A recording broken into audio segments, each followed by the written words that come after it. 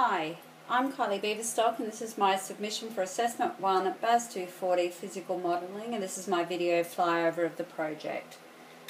The small project that I chose for the assessment and actual ground the study period was Small House for Colonna Haven by Enrique Morales and Benedette Tagliabue.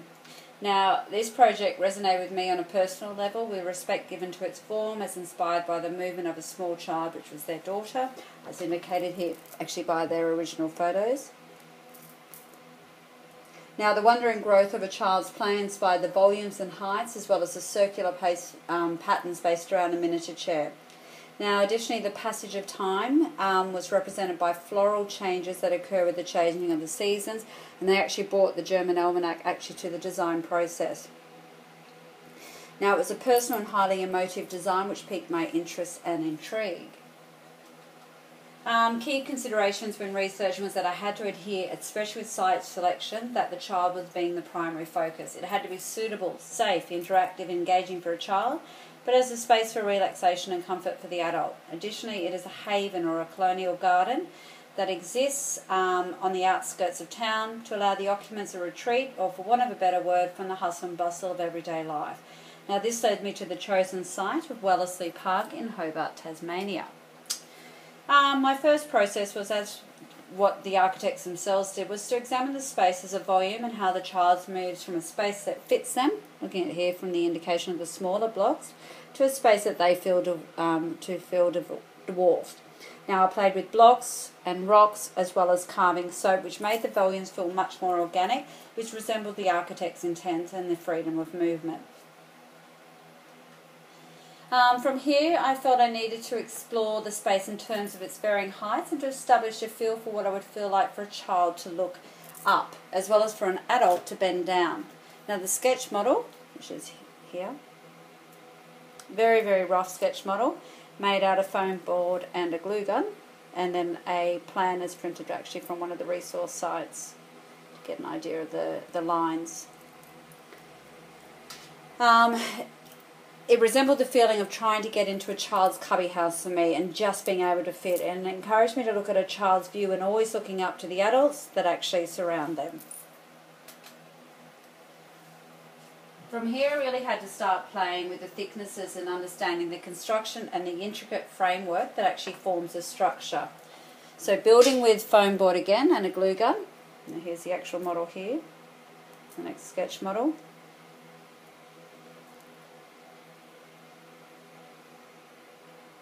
Now, I developed a structure and played with the thicknesses and the angles which support the framework. What was seen, though, was that there is actually a shell within a shell. And I never noticed this actually when I first started looking at the project. Now, it was for the central and the larger space, so it's just around here. There's actually an internal shell, which somewhat mirrors the actual external shell of it. And for me, it sort of resembled a parent caring for and overlooking a child. Now, there are views from every area, and even the front facade enables viewpoints out with gaps between the screenings. This model highlighted the need for intricate cutting of the intended balsa as the thick foam detached itself from the architect's intent. Now, the materials palette consisted of 3mm and 5mm balsa sheets and 2mm balsa sticks. Balsa glue and super glue were the intended bond, and then I had scalpel, Stanley knife, nail files, scissors, tweezers, rulers, cutting mat, and numerous images for guidance and understanding, and a CAD plan to ensure the accurate dimensions for a 1:50 model. And I can tell you I actually used every single piece that was actually on that board. Now, the final model itself took just over 2 days to complete and involved a lot of filing, cutting, trimming to ensure that there was a delicateness to the structure. And in the end, I even actually lined the actual base of it and with a very, very thin layer of balsa to actually neaten up the areas, especially when you cut balsa against the grain. Now, the site model was just as important, I felt, to the model as the model itself. Now, the structure would not exist as it was intended if the site was inappropriate. So the site chosen was Wellesley Park in Hobart, and I wanted the model to represent the steep slope to the south of the park. Now, this is actually south up this way, and there's a very steep slope here, here, and here. So there is a 20-minute raise from here to here. So it's very, very steep up this side. But this here is actually a very level part of the slope as well. So, and that was very important because obviously this is, at the moment, or what it was intended, it's used as a climbing frame. So you can't have steep edges off the end of the structure where a child could fall off. Also, it's important to represent the vegetation on site with particular emphasis on the plum cherry tree that exists in Wellesley Park. And finally, which I added to the site myself, was that I wanted the addition of the garden as envisioned by the project that wraps around the structure in a circular motion. And just one final thing, you can see the grass coming through the trees here just to show the actual levelness of this intended site, and the structure will be behind these trees. Now this is an image of the final site showing the steep incline at the back of the site, at the back here.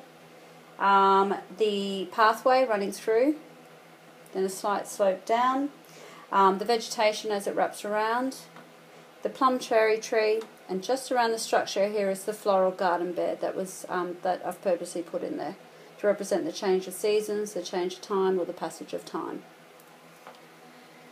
Now, the site and model together represent the passage of time from the growth of a child as it interacts with the structure in the garden, as well as the floral garden bed that changes as it moves through the seasons and eventually the year. So looking at summer, these are the flowers that are indicative of Hobart through the different seasons. So you've got a baby in the summertime wrapped around with lavender, and you've got a baby sitting in the autumn time wrapped around with pink gladioli. Then in winter you have the wattle with the baby now starting to move around, and then in spring an independent child wrapped around the tulips.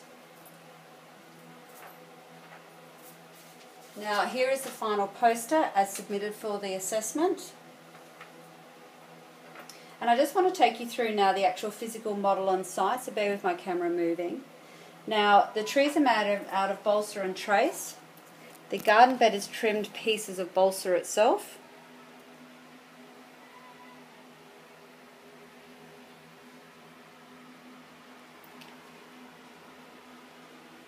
You've got then the cardboard for the pathway. This is the plum cherry tree. These are your tiny, tiny little pieces of to represent the floral bed, the flower beds. And this is the actual physical model. And you can see that the neatness and the intricacy of all the tiny little pieces. This here is the entrance for the child, and then around this side is the entrance for the adult.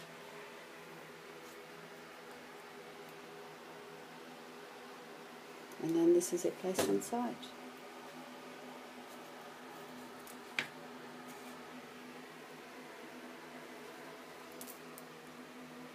The steep slope down, and again the steep slope up.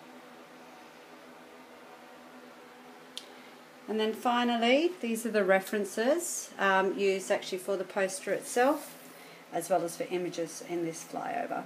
And I really would like to thank you all for listening. Thank you.